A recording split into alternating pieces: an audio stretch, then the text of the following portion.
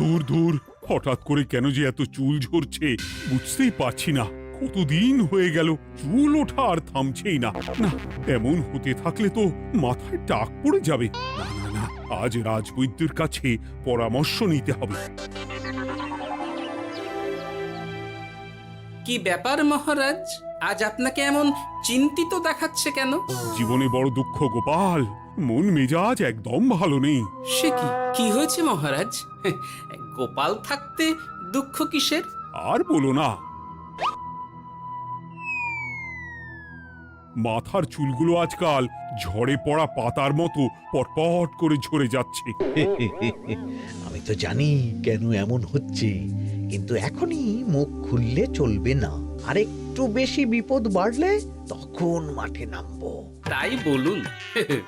এ তো খুব ছোট ব্যাপার, চুল ঝরলে টাক পড়বে, আর সেটা পড়া কত ভালো জানেন? কথায় আছে, যত বড় টাক তত বেশি টাকা। তুমি চুপ করো তো বাপু। যদি টাক থাকলেই টাকা হতো, তাহলে তোমার টাকা কোথায়? যেটা বোঝো না সেটা নিয়ে কথা বলো না। তাই না তাই, মহারাজের ঝরছে চুল, চিন্তার ভাঁজ মাথায়। গোপাল যতই চেষ্টা করুক, চিড়ে ভিজবে না কথায়। তোমরা সকলে থামো তো দেখি। ও রাজবৈদ্য, তুমি এর কিছু উপায় বলো। আগে মহারাজ, অনেক সময় দেহে ওই লৌহের পরিমাণ কমে গেলে এমন চুল ঝরে। আপনি বরং পালং শাক, ওই কিশমিশ, কলা ও আরো কিছু ফল আমি বলে দিচ্ছি, সেগুলো বেশি করে খান। আচ্ছা আচ্ছা আচ্ছা, তবে তাই করে দেখি।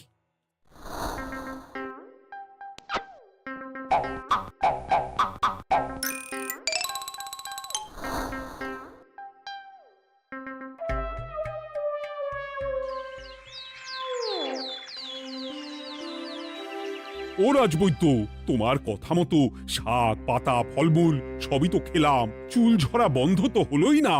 তো জানতামই এমন হবে। কিন্তু মহারাজ, এমনটা তো হওয়ার কথা নয়।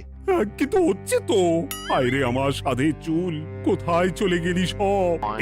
এর জন্য তুমি দায়ী। তুমি এর জন্য শাস্তি পাবে বৈদ্য। আমাকে আমাকে ক্ষমা করে দিন মহারাজ, এমনটা হবে এ তো আমি ভাবতেই পারিনি। কিছু মনে করবেন না মহারাজ, ছোট মুখে বড় কথা বলছি, কিন্তু সত্যি এখানে রাজবৈদ্যর কোনো দোষ নেই। ওকে শাস্তি দেওয়াটা ঠিক হবে না মহারাজ। দেখেছেন মহারাজ, গোপালের সাহসটা দেখেছেন? আপনার মুখের উপর কথা বলছে। তা বলি, তুমি যখন এতই বোঝো, তাহলে নিজেই একটা আস্ত লোহা খেয়ে দেখো না, তোমার মাথায় চুল গজাচ্ছে কিনা। ঠিকই আছে, এসব মূর্খের মতো কথা কেবল আপনার থেকেই আশা করা যায় মন্ত্রী মশাই।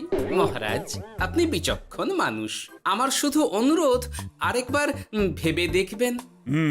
ঠিক আছে, রাজবৈদ্যকে আমি শাস্তি দেব না, কিন্তু সকলের জন্য আমার একটা ঘোষণা আছে। কি ঘোষণা? আমার এই কঠিন সমস্যা যে দূর করে দিতে পারবে, তাকে আমি বিশেষ পুরস্কারে ভূষিত করব। এই তো পেয়েছি, এই সুযোগ কোনোভাবেই হাতছাড়া করা চলবে না। এবারের সমস্যাটা সত্যি বেশ কঠিন। কি করলে যে মহারাজের চুল পড়া বন্ধ হবে সেই উপায় মাথাতেই আসছে না। হঠাৎ করে কেন যে এমন হলো কে জানে।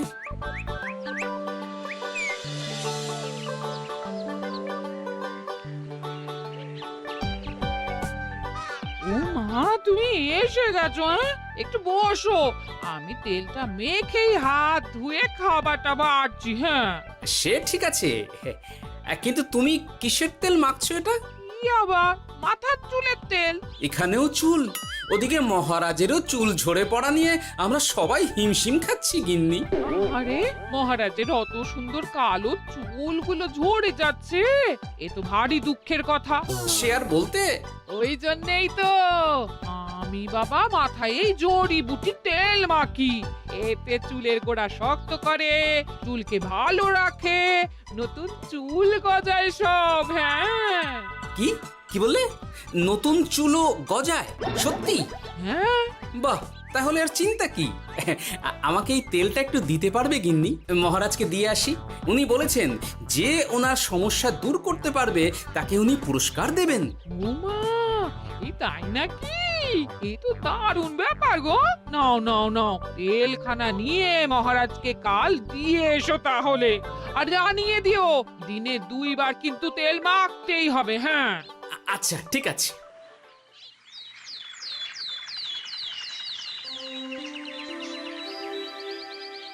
কোনো উপায় খুঁজে পেলে তোমরা? আগে মহারাজ, আমি আপনার জন্য নকল চুল বানিয়ে এনেছি। যতদিন আপনার চুল পড়া বন্ধ না হচ্ছে ততদিন আপনি এটা পরে ব্যবহার করতে পারেন। সে তো বুঝলাম, কিন্তু নকল চুল তো আর আসল চুলে জায়গা নিতে পারবে না বিজ্ঞানী। আসল চুলের কথা ভেবে আমি আপনার জন্য কেশুত্তে পাতা এনেছি মহারাজ। আচ্ছা বেশ। তা গোপাল, খুব তো আগের দিন বকবক করছিলে, তুমি কি এনেছো শুনি? সেটা যথাসময়ে দেখতে পেয়ে যাবেন মন্ত্রী মশাই। এটা জড়িবুটি তেল মহারাজ। আমি এটা আপনার জন্য এনেছি। এতে নতুন চুল গজায় আর চুলের স্বাস্থ্যও ভালো হয়। আমার গিন্নিও ব্যবহার করে এটি, তবে দিনে 2 বার করে মাখতে হবে, তাহলেই ভালো ফল পাবেন মহারাজ। বাবা, তাহলে তুমি কেন মাখো না? আচ্ছা, আপনার সমস্যাটা ঠিক কোথায় বলুন তো মন্ত্রী মশাই? মহারাজের জন্য কিছু আনলেও কথা শোনান, না আনলেও কথা শোনান। সত্যি তো মন্ত্রী, কেন তুমি সব সময় গোপালের পিছনে পড়ে থাকো বলো তো? এরা তো তাও সবাই কিছু না কিছু আমার কথা চিন্তা করে এনেছে, তুমি তো সেটাও করনি। না, আসলে মহারাজ, আমিও ভাবছিলাম আপনার কথা, কিন্তু থাক, বুঝেছি। আহ, দারুণ। তেলের গন্ধটাও খুব সুন্দর। গোপাল, তোমায় অনেক ধন্যবাদ। আশা করছি ব্যবহার করলে খুব ভালো ফল দেবে। একদম দেবেই মহারাজ। দূর বাবা, ভেবেছিলাম এক, হলো আর এক। কোথা দিয়ে যে গোপালটা মাঝখান দিয়ে এসে নাক গলিয়ে ঢুকে পড়ে, খুব শক্ত পুরস্কার নেওয়ার। দেখাচ্ছি মজা।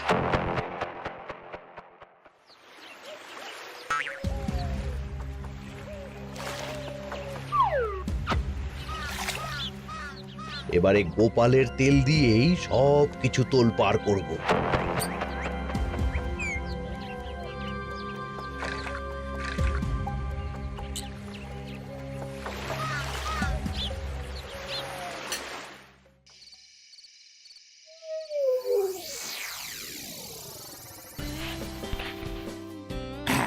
ব্যাস, হয়ে গেল 2 বার মাখা। গোপাল বলেছিল এতেই ভালো ফল পাবো, কিন্তু এখন মাখার পর মাথাটা কেমন জ্বালা জ্বালা করছে মনে হচ্ছে। হয়তো নতুন চুল গজাবে বলে এমন হচ্ছে।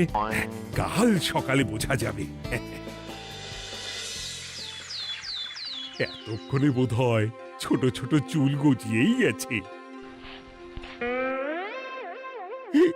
কি এটা চুল গজানোর তেল ছিল নাকি পড়ে যাওয়ার? হে ভগবান, যেটুকু বাকি ছিল সেটাও ঝরে পড়ে টাক পড়েই গেল। হ্যাঁ, গোপালই হলো যত নষ্টের গোড়া। আজ আসুক সভায়।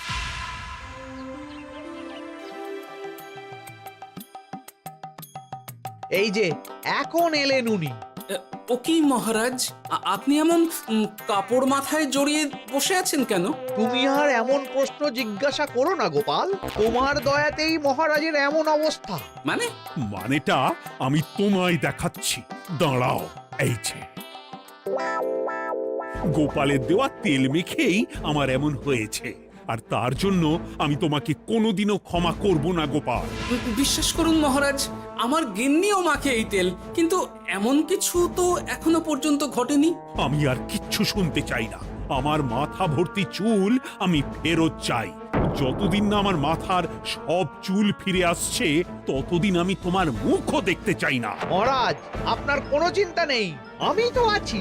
এবার এই সমস্যার একটা সমাধান আমি করেই ছাড়বো। কি ব্যাপার, মন্ত্রী মশাই এত লাফাচ্ছে কেন? এসবের পেছনে আবার ওনার হাত নেই তো? না, ব্যাপারটা পরে দেখতে হচ্ছে।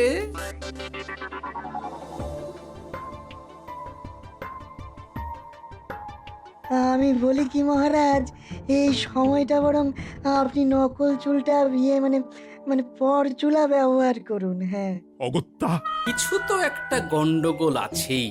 গিন্নিও তো রোজ মাথায় তেল মাখে, কই এমন তো হয় না। মন্ত্রী যদি কিছু করেও থাকে তাহলেও হাতে নাতে ধরবো কিভাবে? ও কি গো গোপাল দাদু, এখন এই সময় তুমি রাজসভা ছেড়ে এখানে? তোদের দাদু আর রাজসভায় যাবে না রে? কি বলছো গো? কেন? আর কেন, বিনা দোষে এমন শাস্তি। তোমায় শাস্তি দিয়েছে, তুমি শুধু বলো কে তোমার সাথে কি করেছে, বাকিটা আমরা বুঝে নিচ্ছি। আচ্ছা বলছি, কৃষ্ণনগরের মন্ত্রী মশাইয়ের বাড়িটা কোন দিকে একটু বলতে পারবেন? কৃষ্ণনগরে নতুন নাকি? আগে তো আপনাকে কখনো দেখেছি বলে মনে পড়ছে না। হ্যাঁ, আমি এখানে থাকি না, আমি এখানে আমার কাজে এসেছি, তাই মন্ত্রী মশাইয়ের বাড়ির ঠিকানাটা যদি একটু বলে দেন। নিশ্চয়ই, এ পথ দিয়ে সোজা চলে যান, তারপর কিছুটা ডান দিকে গেলেই পেয়ে যাবেন। আচ্ছা, অনেক ধন্যবাদ। ভিন গাঁয়ের লোক মন্ত্রী মশাইয়ের বাড়িতে, ব্যাপারটা বেশ সন্দেহজনক লাগছে। এই এই গুলটে ন্যাপলা, তোরা তোরা দুজন একটু আড়াল থেকে দেখতো লোকটা মন্ত্রী মশাইয়ের বাড়িতে ঠিক কি জন্য এসেছে, তারপর আমায় খবর দিস। ঠিক আছে গোপাল দাদু। তোমার আবার এখানে আসার কি দরকার ছিল? আমি তো বলেছি যে আমি ঠিক গিয়ে তোমার পাওনা গন্ডা মিটিয়ে দেবো। মিটিয়ে দেবে? কতদিন হয়ে গেছে জানেন? দেখো, হয় আমার কীটনাশক আর সার সব ফিরিয়ে দিন, নয়তো আমার জিনিসের দাম মিটিয়ে দিন। কীটনাশক, সার আর কি করে ফেরত দেবো বলো? ও তো সব পুকুরের জলে মিশে গেছে। ওসব আমি জানি না, আমার পাওনা গন্ডা মিটিয়ে দিন, ব্যাস। চল চল, এখনই তাহলে গোপাল দাদুকে গিয়ে সব জানাই। হ্যাঁ, চল চল। দাদু, ও গোপাল দাদু। তোরা এসে গেছিস? আয় আয় আয় আয় আয়। মন্ত্রী মশাইয়ের মুখ থেকে অনেক খবর পেলাম। তাই নাকি? কি শুনি? মন্ত্রী মশাই ওই লোকটার কাছ থেকে অনেক কীটনাশক সার নিয়েছে, কিন্তু এখনো জিনিসের দাম মেটায়নি। হ্যাঁ, ওই জন্যই তো মন্ত্রী মশাইয়ের উপর লোকটা খুব লেগেছিল, হুমকিও দিয়েছে 1 সপ্তাহের মধ্যে জিনিসের দাম সব মিটিয়ে দিতে হবে। তাই নাকি? কিন্তু কীটনাশক সার নিয়ে মন্ত্রী মশাই কি করবে? সেটা তো বলতে পারবো না দাদু। তবে হ্যাঁ, মন্ত্রী মশাই ওই লোকটাকে বলছিল যে ওই সব কীটনাশক সার পুকুরের জলে মিশে গেছে। কি বললি? পুকুরের জলে? আচ্ছা, এবার দুয়ে দুয়ে 4 করা গেল। অনেক ধন্যবাদ রে তোদের। বল বল, তোরা কি খাবি? কিচ্ছু লাগবে না গোপাল দাদু, তবে ভোলা ময়রার মিষ্টি খাওয়ালে। আচ্ছা আচ্ছা। কি করে যে মহারাজকে আসল ব্যাপারটা বোঝাই, কিছু তো একটা উপায় বের করতেই হবে। তা বলি বাবা, রাজসভায় যেতে হবে না বলে কি সারাদিন এইভাবেই শয়নে শয়নে দিন কাটাবেন বাবা? হ্যাঁ, উপায় পেয়ে গেছি। বুঝলে গিন্নি, আমাকে একটা জায়গায় যেতে হবে, বুঝলে? তারপর ওখানে যদি কাজ হয় তাহলে আগামীকাল রাজসভায় আমি যাব। কিন্তু তুমি যে বলেছিলে তোমার এখন ছুটি। হ্যাঁ, কি আর করি বলো, গুরুত্বপূর্ণ একটা কাজ, তাই যেতেই হবে। আচ্ছা যাও। ওই গো বিজ্ঞানী, আরে গোপাল যে, বলো। এই যে বিজ্ঞানী, একটা বিশেষ দরকারে তোমার কাছে এলাম, বুঝলে? হ্যাঁ, বলোই না। আচ্ছা, এই দূষিত জলকে কিভাবে আবার পরিশুদ্ধ করে বলতে পারবে? কেন পারবো না? জলের মধ্যে একটু চুন আর ফটকিরি দিয়ে দিলেই জল আবার দূষণমুক্ত হয়ে যাবে। তবে ওগুলো দেওয়ার পর কিছুদিন সেই জলকে ব্যবহার করা বন্ধ রাখতে হয়। হ্যাঁ। আচ্ছা আচ্ছা, অনেক ধন্যবাদ, আসি তাহলে। হ্যাঁ,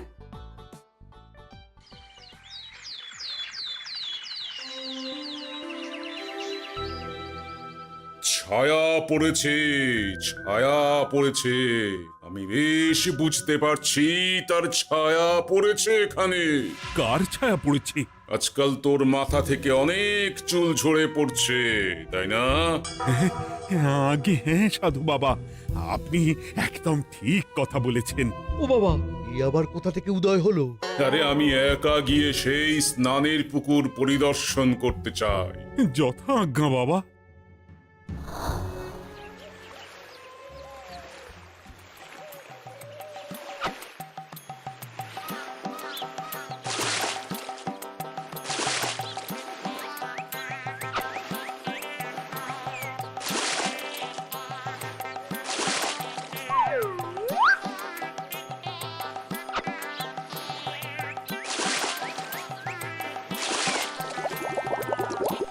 যাক বাবা, মোটামুটি সপ্তাহখানেক এভাবে থাকলেই পুকুরের জল আবার আগের মতো পরিষ্কার হয়ে যাবে। এবার শুধু মহারাজকে একটু বুঝিয়ে বললেই হয়ে যাবে।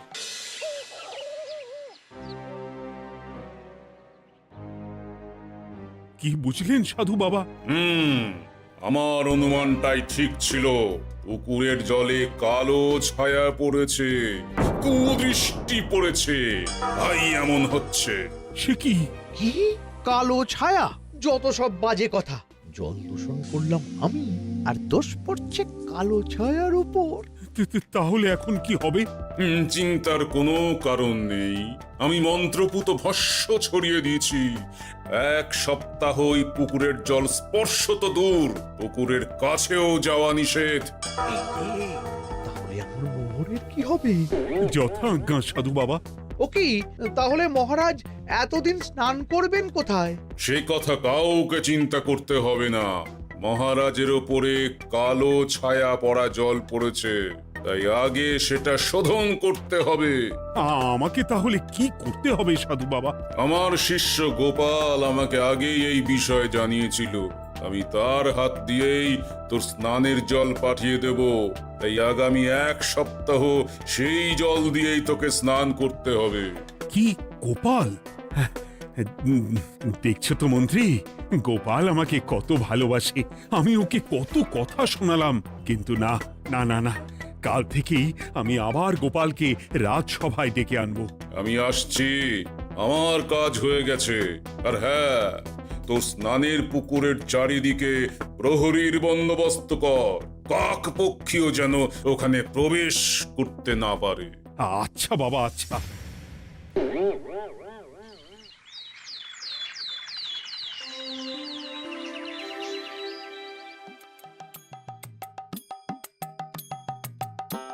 গোপাল, তোমাকে আবার এখানে দেখতে পেয়ে আমার খুব ভালো লাগছে। তোমার গুরুদেব গতকাল এসেছিলেন, কিছু মনে করো না। না বুঝেই তোমাকে অনেক কথা শুনিয়েছি। না মহারাজ, আমি জানি আপনি আমাকে খুব ভালোবাসেন, তাই আমি কিছু মনে করিনি মহারাজ। এই নিন, আমি আপনার স্নানের জল এনেছি। হ্যাঁ হ্যাঁ, দাও দাও দাও।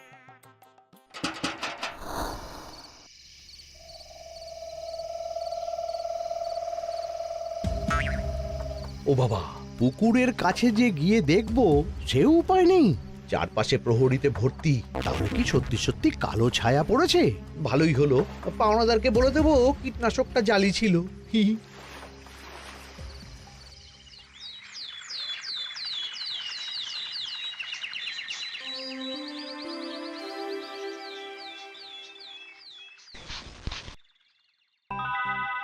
এই তো আমার সেই পুরনো কালো চুলগুলো আবার ফিরে এসেছে। আহা, কি যে আনন্দ হচ্ছে দেখে। আজ 1 সপ্তাহ সম্পূর্ণ হলো। গোপালের জন্য আমার স্নানের পুকুর থেকে কালো ছায়া দূর হয়েছে। আমাকে এই সমস্যা থেকে দূর করার জন্য আমি গোপালকে 100টি মোহর উপহার দিতে চাই। ধন্যবাদ মহারাজ। দূর, আমার আর ভালো লাগে না। সব সময় গোপালই মোহর পায়, এটা তো আমার পাওয়ার কথা ছিল। এদিকে আজকে পাওনাদারও আসবে।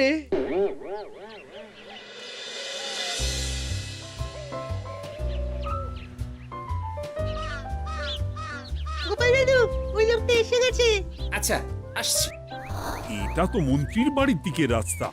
আমরা তাহলে ওদিকে কেন যাচ্ছি গোপাল? আপনার পুকুরের আসল রহস্যটা কি সেটা আপনি জানবেন না মহারাজ। মানে নিজের চোখেই দেখুন, তাহলে বুঝতে পারবেন। আরেকটু সময় দাও আমায় ভাই, এমনিতেও তোমার কীটনাশক কোনো কাজের নয়। কি এখন এসব কথা? আর একদিনও সময় দিতে পারছি না। একটু বোঝো, একটু। সব আমি মহারাজের পুকুরের জলে মিশিয়ে দিয়েছি। মন্ত্রী, তুমি তাহলে সেই কালো ছায়া? মহারাজ, আপনার পর্দা ফাঁস হয়ে গেছে মন্ত্রী মশাই। তুমি তাহলে সবটা জানতে? একদম প্রথম থেকে। রে, খুব জোর ফেঁসেছি। এদিকে পাওনাদার, ওদিকে মহারাজ, এইখান থেকে কেটে পড়তে হবে। ই! গন্ডগোল করে আবার পালানো হচ্ছে তবে রে। বলো, কেন করেছিলে? মহারাজ, আমি ভেবেছিলাম আপনার সব চুল উঠে গেলে আমি আপনার কাছ থেকে চুল গজানোর ওষুধ দেওয়ার নামে অনেক টাকা লুটবো। কিন্তু সেই ভাবনা ভাবনাই থেকে গেল, সেগুড়ে যে বালি হয়ে গেল। ভাবা যায়।